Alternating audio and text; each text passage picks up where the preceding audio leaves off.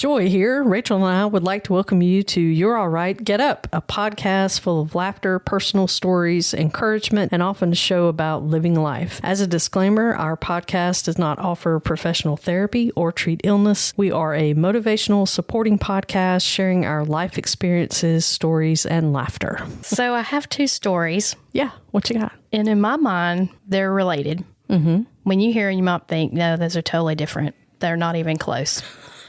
But in a crazy, chaotic mind that I have, they go together. Awesome. Because in the first story, I learned a lesson when I was very young. You're going to hear it and you're going to think, okay, that's a lesson that you need to put in your back pocket to carry around with you for the rest of your life. Right. But, you know, sometimes you wash your jeans and you forget to take out stuff in your back pocket. Exactly. It gets a little worn out. Yeah. And you can't really read it as well. So I'm just going to go ahead and say that. Brian and I were college sweethearts. I don't know if you know that. Oh, yeah, I knew that. We met in college. Awesome. And to answer Brian's question right off the get-go, he asked if there's going to be a podcast where he is not mentioned.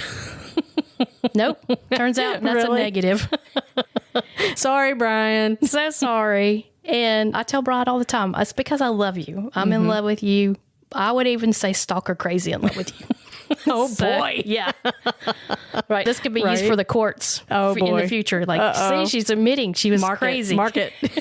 Mark this down. Exhibit A. Yeah. But anyway, so we met in college, and my parents were like, hey, when you go off to college, we really need you to focus on your degree. Mm-hmm. And if you really don't know me, you might not realize I have attention issues. I have attention issues and I can be a little OCD. Yep, same. But the good news is, I saw this on a sign one time. I'm OCD, but it won't stay with me long because I'll be like distracted. It won't last long. Right, exactly. So my mom and dad were like, hey, you know, we really want you to go to college and we really want you to focus on your degree, make friends, have a good time. Because my mom was really great because she said, and my dad too, but her philosophy was, hey, once you get out of school, you're going to have to work for another 45, 50 years. Right. So I don't really want you working and going to school. Right. But her deal was, hey, you know, you work during the summer and then everything that you make, you can put it into a checking account. Mm-hmm. So every penny I made went into a checking account. Wow. And not that I made a whole lot. I mean, you know, I wasn't CEO. Probably made $100 a week. Oh, dang. But for me, the spender, the dreamer. Right. That was a lot, though, That was a dedication. Like, yeah, I'll do it. So I did, but I tried to be conscious of money somewhat. I won't say I always was successful, but I tried because my parents obviously would supply financing when I needed it, once my money ran out. So I'm a thrill seeker. I love roller coasters. I love basically any ride, but I love roller coasters. Yeah. Yeah. And once I was tall enough, which took a while, I was able to ride the rides. And every year, I pretty much went to Six Flags. Oh, love Six Flags. Yes. Yeah. And we went to the one where we're closest to, which is the one in Georgia. Mm-hmm.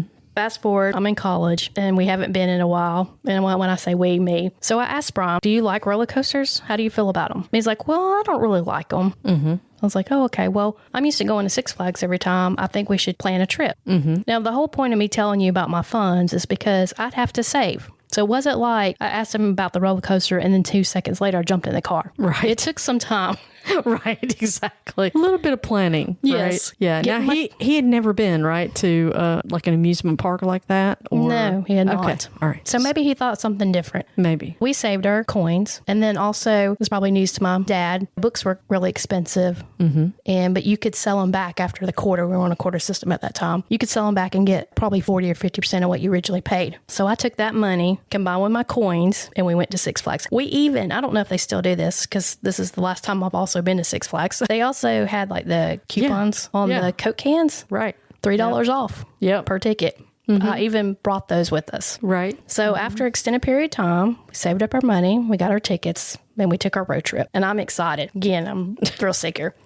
I don't know, because this has been a number of years, how it is now. But the entrance that we went to, you could see the Scream Machine. Oh, yeah. It's still that way, I think. Oh, okay. Yeah. I don't even know the Scream Machine's still there. Well, I'm not sure about that. I think it is. We drove by not long ago. Oh, you drove by. It looked very, very similar. So anyway, I'm just going by that.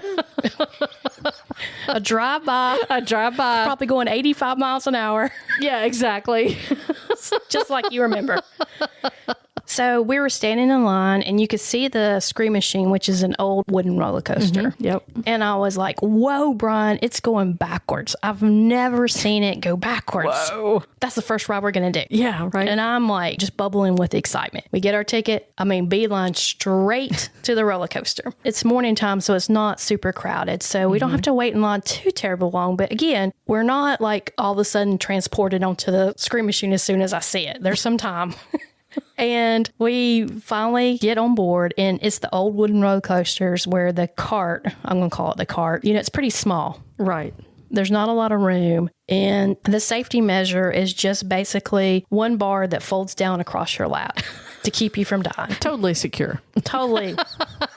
I don't know why anybody would be like hesitant to get in it. It's like a wagon bench. Yes, right? that's better. Yeah. Yes, that's probably like a better description than car. almost like a Small park bench. in Yeah. a way, but a much smaller scale. But yeah. And then the bar, when it comes up, you just get this click. And there's nothing between you and the bar, Exactly. it's just There's no that one seatbelt. little bar, no seatbelt. And yeah, that's all that's kind of hanging you in there. And with the bar, it had certain places that it clicked in. Yeah, So right. if you were with a larger person, it would stop at their lap. Right. And then yeah. there would be a gap between the bar and your. I never quite understood that, honestly. I don't want to get off track here, but that I know. was like That's like when you're thinking about it, like, somebody that's a little bit smaller to where they could wiggle around pretty good. It kind of makes you wonder, like, yeah, buddy. They really kind of didn't have a Yes. belt or anything. Nothing, and no shoulder, harness or anything. And actually, the boyfriend that I had, I say boyfriend, it was crush. I should say crush.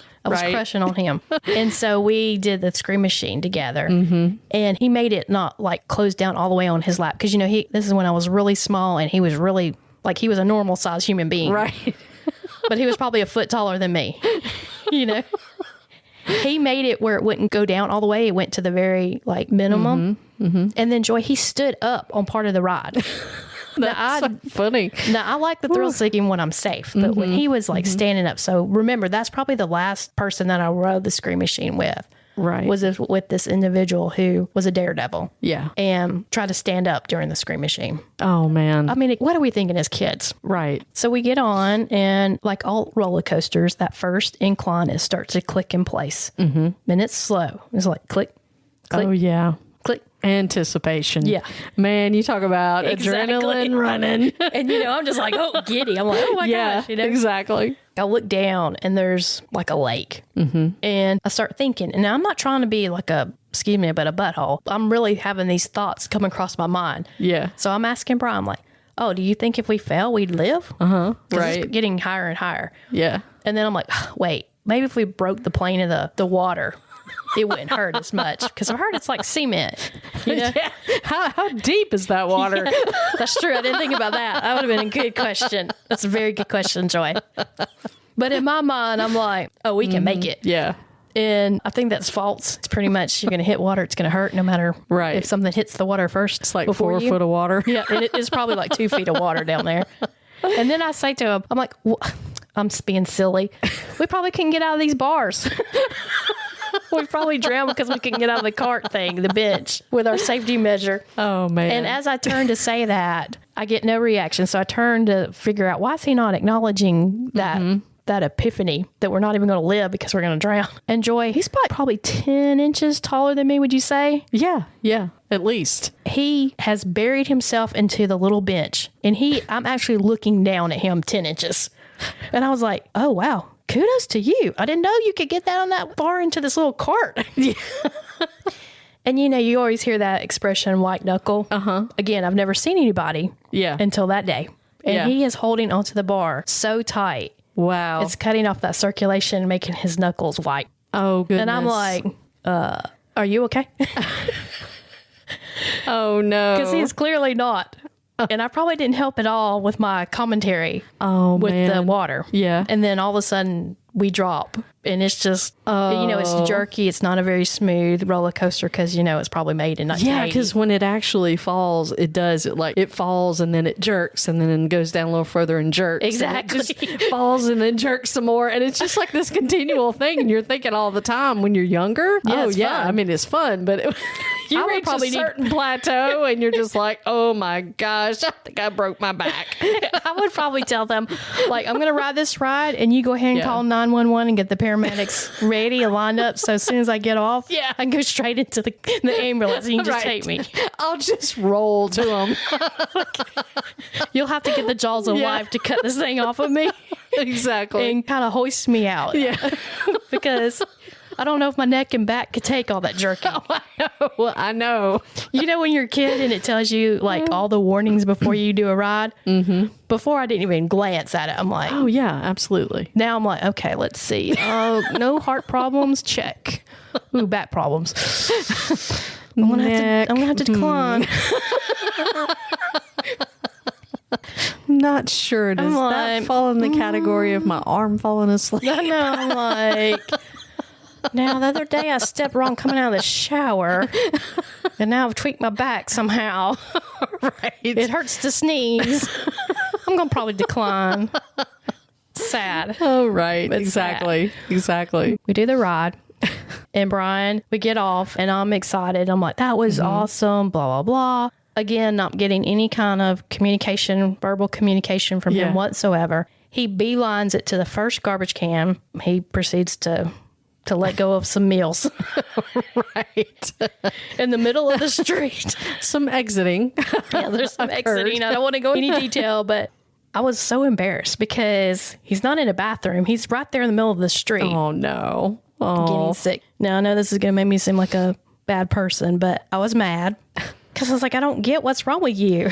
right. And he's like, I'm sick. I'm sick in my stomach. And so he went to the bathroom and he comes out and I can't remember exactly what he said. But again, me being the immature person that I was at that time, I was mad because he had let me do this trip and now he's ruining it. Oh, no. So I was like, you do whatever. I'm going to do all the rides by myself. So I go, and as I'm walking, I'm calming down, and I'm like, what kind of person am I?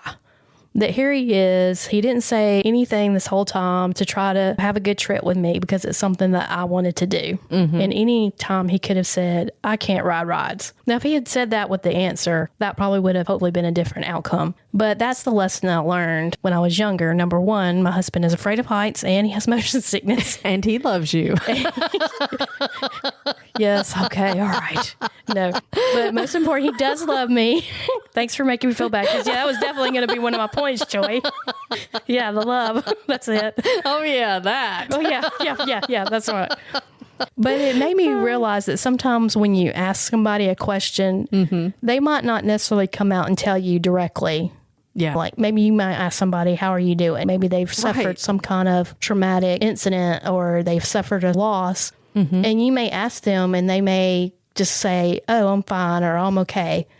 But sometimes that body language can inform you that that answer isn't matching how they're really feeling. Right. So that's the lesson that I try to really pay attention to.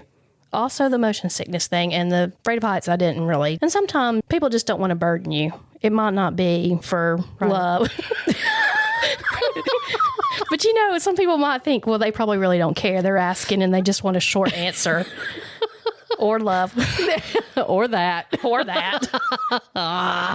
Okay. But that's really like something I try to pay attention to. Not always successful, but I really try to take my time when I ask somebody, hey, how are you doing today? Right. And that's true. Some people are just going to say that because that's just the easiest thing to do. But then other times, I think, too, people, especially when they go do something with you, right? It's almost like this. They do it because they care about what you want instead of what they feel like they need or what they want. Right. They're willing to sacrifice. Right. And put their needs kind of aside. So thank you, Brian.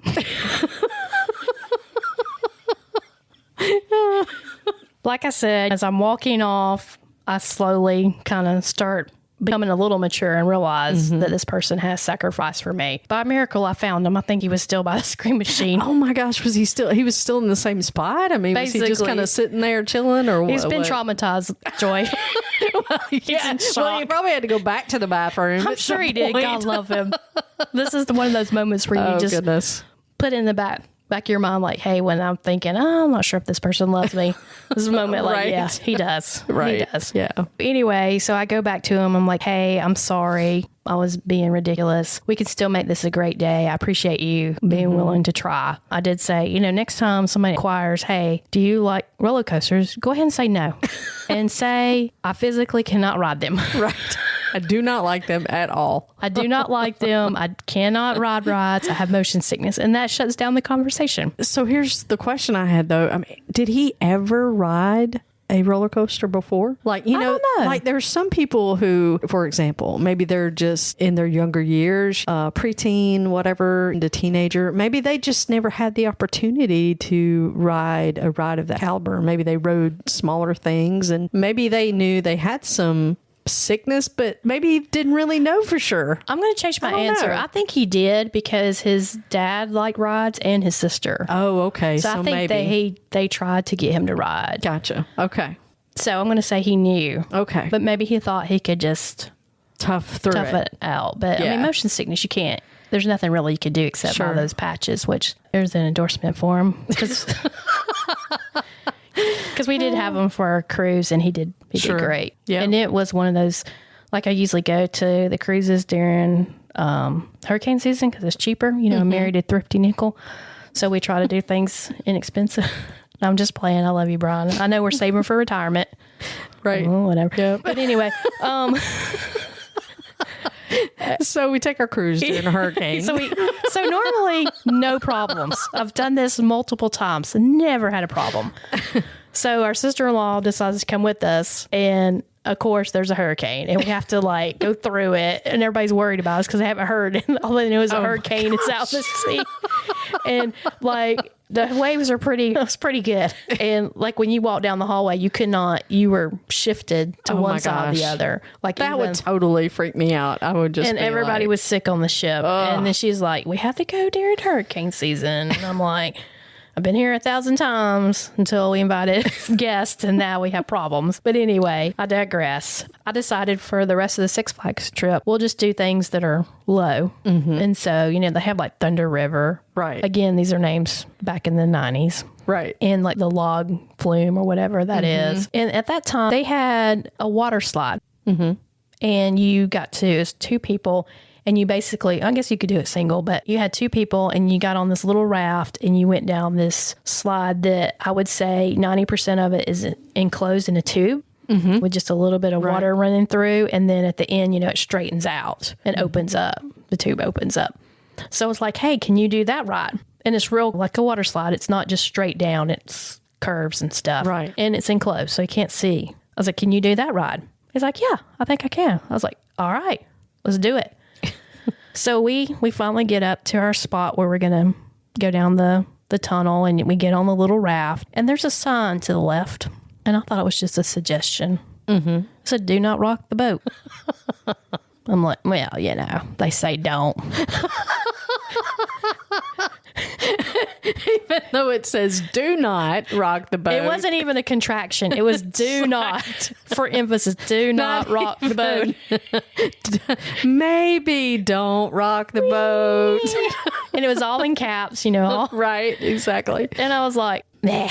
And I mean, see, I don't know how I don't know if we pushed ourselves off or somebody else did it. I guess we did it probably. But I mean, I was in the front, Brian's in the back. I mean, soon as we went, I gave all I could, and I just shifted it to the left, immediately rocking it. And Joy, I really thought we were going to tump over. I mean, it is going all the way up on the left, all the way to the top, and then it would swoosh down and go all the way to the opposite side on the right, all the way to the top. And it wasn't a matter of I don't know if it's going to. It was like, oh, we are. It's just a matter of when. Because I was like, wow, I know why they said don't rock the boat. In my mind, I was thinking, how do they know the people are off the raft and stuck inside the tube before they send somebody else through? Exactly. And then I was worried that I was going to get burns, like how you get those strawberry burns when friction occurs. I'm like, that's going to be rough. It's going to tear me up. Yeah. And I know some people may be disappointed by this. Brian is dog cussing me the whole way down. Oh, boy. The entire time. Like the very first time. He's like, don't, Rachel. And then, and then the whole time we just, and it's fast. I mean, luckily, somehow, by a miracle, we did not flip over. I don't know how. Because like I said, there was no doubt in my mind, like, oh, it's just a matter of time. We're about to flip this. So did you get the stink eye when you got to the end of the thing? I think he was continuing to cuss me, and I had to say, look, there's kids around. And he's like, I don't know if we stayed after that. We might have got some food or something. And he was not happy because he still gives me a hard time about that. Mm-hmm. I don't think he did do a ride with me, but I had to like promise because we also did like a Ferris wheel one time at a fair, like a state fair, because you know how safe those are. Exactly. That makes you feel good, warm inside. And you see like some of the people. I'm sure it's much better now. But in the 90s, no, this probably would have been in the 2000s. It might have been a little sketchy. Mm-hmm. And somehow I convinced him to get on that Ferris wheel and it stopped at the top. Like everybody's fear that has heights. Yeah. Gosh, I hope it doesn't stop at the top. Right. We did. Yeah. And he's like, don't rock. And then here I go. Oh, goodness. Yeah. So remind me not to ride with you. I'm more mature now. You know, I'm middle-aged now. Yeah. I don't rock. I don't do any of those stuff. You heard it, folks, right here. Right. I'm not doing that anymore. Yeah. As a matter of fact, we went on some kind of like sky lift.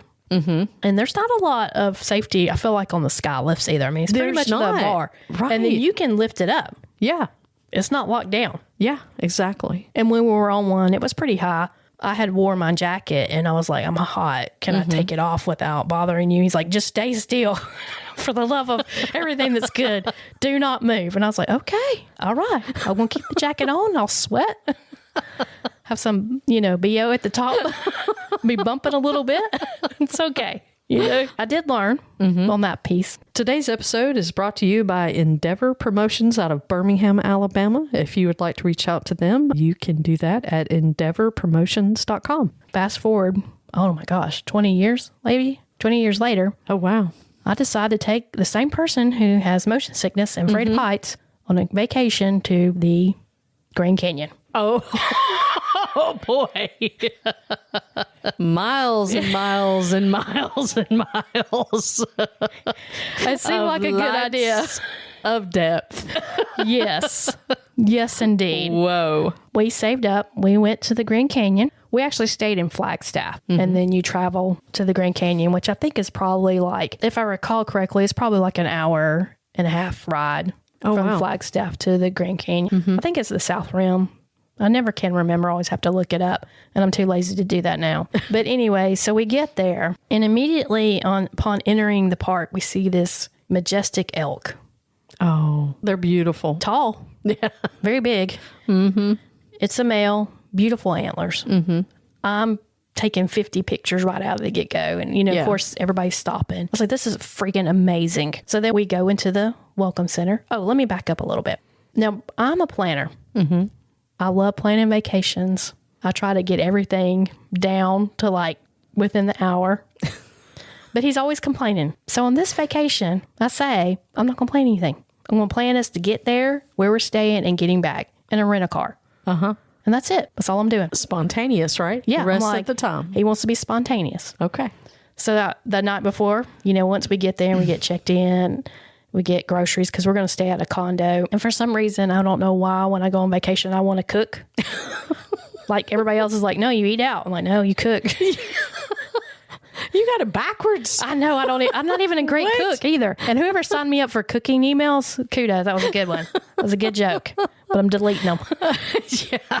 But anyway, so he's like, what are we doing the next day? I was like, well, I don't know. What do you want to do? And he's like, what do you mean? I was like, well, you're always complaining. So I think he got a little aggravated because he didn't have a schedule. He's that traveler who, I'm the one that has the little joke says, I got the passport, the itinerary, everything. And then there's the one that says, oh, where are we going? And so he's like, what are we doing? I was like, well, I don't know. You said we were going to be spontaneous. And he's like, what? We're here and you have no idea what attractions? Like, well, no, I guess the Grand Canyon would be number one. So let's do that tomorrow. You could probably do that all week. Yeah, it's like, I don't know. Well, no, let me think. Oh, Arizona. Ooh, what's around here? Love you, Brian. But anyway, and so I was like, well, let's go to the Grand Canyon. Mm-hmm. And like I said, so when we first enter the park, there's a huge elk. Mm-hmm. it's like God's symbol to me, like you should be here. It's in this sign. in the right place. Yeah. And it's beautiful. I mean, like I said, it was like huge. It was a male, beautiful antlers, just amazing, very majestic. And then we go into the Welcome Center. Mm-hmm. Now, I'm that person. I don't think there should be signs protecting people. I'll just... Wait, protecting people? Yeah. What kind of sign? Like when you go to the zoo, there's a zoo that we go to for the tiger exhibit. One side like has plexiglass or whatever you call it. The other side has very thin bars, but they're like only maybe 2 inches apart, maybe an inch and a half. So you can put your hand in there. Mm-hmm. It says on there, do not touch tiger. I'm like, you know what? You didn't even have to have that sign for me. I'm not going to touch him. Exactly. So that's the kind of signs on. Let's take them down. If you're going to put your hand in there, figure out what happens. So I'm still stuck on this. So are there people putting their hand in there? I'm glad you asked. So I'm thinking nobody's really doing that. Yeah. Yep, there are. Seriously? Yep. Oh my gosh. Some kid comes up and tries to put his hand through there. Now, luckily they put like a hedge. Yeah. So you can't you're not like right by it. You've got to really kind of strain and go over the fence to kind of catch it, go actually put your hand in there. But he was doing it. And I looked at Brian, I was like, well, I guess we do need the sign, but it doesn't do any good because he's not reading it. I'm like, excuse me, young man. Don't touch the tiger. Oh my gosh, that's crazy. Yeah. You would think there would be some like alarm or something there. I think it should shock them. Exactly. I mean, come on. Now, that's crazy. I will have to say, like on the exhibit part, they do have the hot wire for the tiger. Right. Yeah. So he can't just get like really close. Sure. He probably could if he's just like, what's a little shock? Yeah. I need some snack. Yeah. I've been a little light. I'm feeling adventurous today. Yes, I'm like, oh, here we go. Right. Let's see what this hand tastes like. I'm sorry, I'm being mean, but I'm like, if you were going to do it, then you got to suffer I guess because this teacher that we had in school, I don't know if you remember him. I do, yes. He had that sign above his door that said, you're responsible for your own actions. Mm-hmm. And that has stuck with me for my entire life. See? Entire life. Because he knew it. He knew it. There's probably other people that feel the same way, right? I know I do. I should probably try to look him up. But you would try to make excuses. He's like, yeah. So that was your decision. And, you'd be like, yeah, it was. And he's like, well, you're responsible for it. Right. But anyway, so we go inside the Welcome Center and the park ranger he's standing there and he's answering questions. And then he's telling everybody, hey, I hope I get this right. It's rutting season. Is it rut season? I don't know how you phrase that. Yeah. And he said, the bulls are very aggressive. So don't get really close. Try to give them even more distance than normal. Sure. I put it in my back pocket because I'm like, check. We don't get close to the elk. I can't talk now. The big deer don't get close to. Roger. So we go out there, and by the Welcome Center, they've got a pretty good railing around there. There's lots of railing. It's not too great. I mean, it's just basically the old fence. Yeah, like wood slats kind of thing, like old wood timber kind of stuff. Yeah, exactly. Yeah. You can cross it, and people do. And that made me nervous because, of course, they're young kids. Yeah. And they're crossing it, and they're going out to these points. And it's making me nervous because, I mean, there's nothing. I mean, you fall, poop, you're over. I mean, it's just a ledge, right? Right. Yeah. I mean, it's like a point that goes out there, and they're on top of this rock taking these pictures. You're a mile up. In most places, I think it's a mile. I think it gets like 6,000 feet maybe in other places. But, I mean, still a mile. You're not going to make it. Right. I'm like, oh my gosh, it's making me so nervous. And then after being out there for a little while, I decide to be an idiot. And I also cross over the railing just to get a little shot that looks like I'm really out there. Yes, I know, as an idiot. And I don't know why my husband said that's a good idea. So I'll go around there. What did y'all drink that afternoon? I don't know. I have no idea. And so I go out there a little piece. Now, it's not like way out there. Now, Yeah. I don't think that I've really ventured off. I mean, I'm only like probably 4 feet from the railing. And all of a sudden, like there's a rock in front of me and it's kind of like been dug out underneath it. And all of a sudden I'm out there posing like I'm all bad, I'm a bad mama Gemma.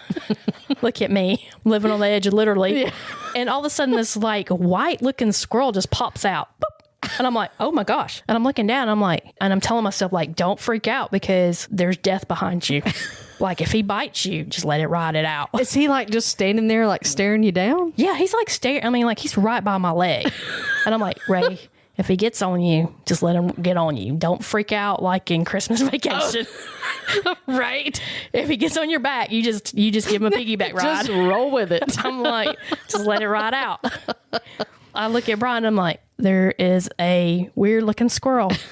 I was like, take the picture. I don't know what the different terms are. I'm going to make up something. He's like, I'm adjusting the aperture. And I'm like, I don't care. I'm done. I'm coming back. He's like, no, I'm almost done. And I'm like, I don't care. But anyway, he gets the shot. I go back around the railing. Then we continue to go like different destinations by the Grand Canyon. And then the railing stops. I'm like, what? Like, we're so safe. We got to put signs up. But all of a sudden, we're not going to have any railing? You went to the intermediate section. I know. I'm like, I need the beginner. And God love Ron. It took me a little bit to get acclimated to being up that high and looking down. And I eventually get used to it. And so we're doing different stops. So as I'm getting used to it, he's getting worse. I'm going up, he's going down. And one of my bucket list things to do was to eat at one of the old restaurants, the original restaurants with the Grand Canyon, which wasn't as good as I thought it would be. Disappointed. Food was, you might as well just carry a sandwich. Sorry. That's because they were super busy. They were like, we don't have time, man. We just yeah, that's it. But I usually just, by the way, always rent like a little bitty car, tiny, because of situations like this. It's pretty crowded, but it's so small you can parallel park it anywhere. You can like put it in your back pocket when you get there. Like, give me a little car. Get you a Fiat. Yeah, it's so tiny. I took a picture of it because I was like, I made one of these cars. It's so little. It's like a little Barbie car. Yeah, exactly. And I was like, check it out. I can park anywhere.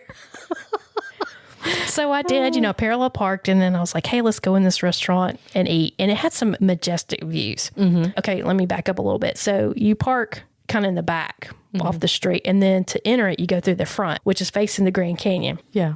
And I don't know what it was. I can't remember. But as we're walking around to go into the entrance, I realized that we're going to have to walk parallel to the Grand Canyon. And there's no rail. And it's like, now, again, I haven't been in a while, but the sidewalk to death is probably like 5 feet. It's not like you're 25 feet. It's just like not far. And I probably wasn't as bad when I was a kid, but now that I have lived some years and just stumbled at work on flat carpet for no reason, it's like there was a miscommunication with my foot and my brain. Exactly. And then you always turn around like something like the imaginary rock. Yeah, exactly. It's like, look out for that. Like, what happened? One of those little fictitious monsters got me. As I've become more clumsy, I don't trust myself. So I was like, I like to see a little bit more distance between the sidewalk and the death. But anyway, so as we're walking, I look up and here's a little old couple. They're probably like 85. And kudos for y'all for going to the Grand Canyon. Right? One of them has a walker and the other one's walking beside him to help make sure he kind of stands up. I'm like, lady, you're going down. Like, if he goes down, you're going down. But anyway, and I was like, Brian's behind me. We're single file because, he's trying to get as close away from the edge as possible. And I don't know what was on the right side. I look at the old couple and I'm like, he's going to make him get off the sidewalk. No, I was like, he's probably going to go backwards, let them pass, and then try again. Yeah. Because there's no way he's going to get off the sidewalk. Yeah. So I pass him first.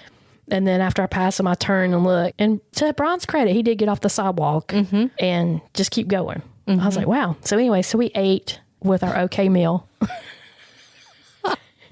And after we got through, we had probably been there a few hours. It was probably like 3 o'clock in the afternoon. And there's this piece that it can only be accessible through the Grand Canyon's transportation, which is basically a bus. And it's these different points. Right. And I remember looking at the map and going, like one of those things like, you don't really want to do it, but you kind of don't want to end of the day because it's 3 o'clock. And I'm like, what do you want to do? You want to do this? And we both agreed to doing it. I don't think either one of us were really thrilled about it. We get on the bus. We go to the first point. It's super crowded. And it's got the same railing, probably, I don't know, from 1923. Where it's the poles and then it has the chain that loops from each pole. Oh, yeah. Right. Yeah. And it's short. It only comes to like your knees. Right. That's the way I'm remembering it. Could be like taller. But anyway, it's not great railing. And you kind of step down into the point. And Brian's like, you go on down there. Like he's sacrificing. You go on down there, it's crowded. I don't want to have to try to get through that. You go on through there. And it was pretty cool. And then we went to the second, got on the bus, went to the second point. It's a great view. And again, it's not as crowded. And again, he's like, you go on. I'll take a few pictures up here. Yeah, I'm good. You go on. I was like, okay. We go to the third point. It has a sidewalk and it kind of weaves, it kind of curves around, but it's a drop off on both sides. Once you walk out to that point. Because again, it's a point. And I'm walking, and for whatever reason, I think, I better check on Brian. And I turn around, and he is white as a white piece of paper can be. And he's sweating. Oh, no. And I'm like, he's going to pass out. Oh, no. And he better pass out forward or backwards and not sideways. Because I go into, holy cow. I'm like, hey. Are you okay? Yeah. He's like, I don't feel so good. I was like, you look awful. Oh, no. I was like, we're going to turn around. And by the way, there's this lady and she's letting her kids run around that little sidewalk part. And I'm thinking, if they trip, again, bloop, you go. Right. And that's probably not helping either one of our like anxiety. Sure. And so I'm like, hey, let's just turn around and let's go back. Yeah. And just think about the sidewalk going into our house. Just pretend like that's what it is. And he's like, yeah, our sidewalk isn't a mile up. I was like, yes, that's true, but just pretend. And don't look down. Right. Which everybody looks down. But anyway, so I finally get them over back to the main road and they have like this little retaining wall. So we sit down and I'm like, hey, do you need water? There's nothing you can do because there's this little bus, but I'm like, I'll figure out something. Right. He's like, yeah, I can't do anymore. I'm done. I was like, okay, that's good. All right. Now, as he is freaking out over the height, I am freaking out over the people being on the bus. And this is before COVID, okay? Germ danger. Yes. Germ danger. Stranger danger.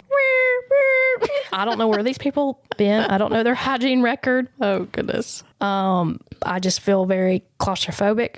And I'm like, hey, let's call it a day. Yeah. We still have an hour and a half to get back to the condo. I'm good. We'll just stop and get something to eat. No big deal. But the problem is you have to take the bus all the way to the top. By the time we got to the top, he's traumatized because, the bus driver, he's done this multiple times a day for years. And he's getting close to the edge. Right. Even I'm like... And going a little faster. Even I'm getting a little tense. I'm like, ooh. Right. Yeah. Oh. And so I see people on a bicycle at one point. God knew he had to protect this fool because if I had my purse, I don't know why I didn't take it, but I didn't. I see the people pass us at one point on the bicycle and I turned to him like, do you think you could bicycle down? And he's like, yeah, I think so. I was like, okay, because I don't care how much it costs. We're going to rent some bicycles to go down. Are you with me? Because I don't think I can do this. Honestly, I think that would terrify me more than the bus. Yeah, but surprisingly, he was willing to do it, you know? Wow.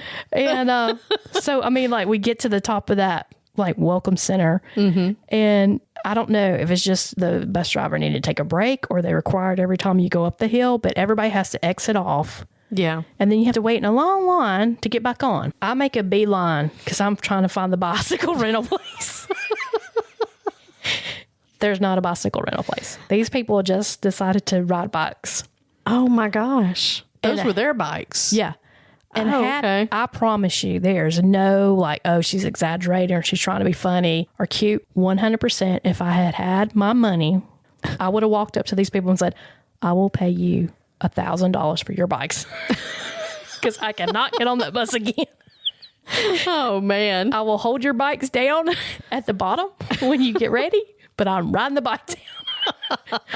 But God knew that would be crazy to do. And so I didn't have anything to bribe them. And so once again, we have to ride it all the way back down. Oh my gosh. And I'm just like traumatized. So once we get off, I look like I'm comatose sitting on the bus. Brian is like holding on for dear life on the way back down, but we do make it. You didn't take a family portrait when you got to the end. We did take some at the top. I want to say that section like had radiation like storage by it or something that we found out later. Wow. I'll have to Google that and see what that is about. So now, here's our cliffhanger. What do you do now that the person has told you they can't do heights anymore? And now I'm thinking, we've booked a week-long trip of the Grand Canyon. What am I going to do for the rest of the trip? So stay tuned, because this was part 1. And part 2, we figure it out. Yeah, exactly. We love you guys very much. I want you to remember that you are stronger than you think. Don't give up. And if you feel overwhelmed and you can't do it on your own, reach out to a caring friend, a pastor, or counselor. And if you feel like you've reached rock bottom, the National Suicide and Crisis Lifeline has caring people available 24/7, and they can be reached by dialing or texting 988. Stay true to yourself, embrace the power of kindness, and know that you matter. Till next time, friends.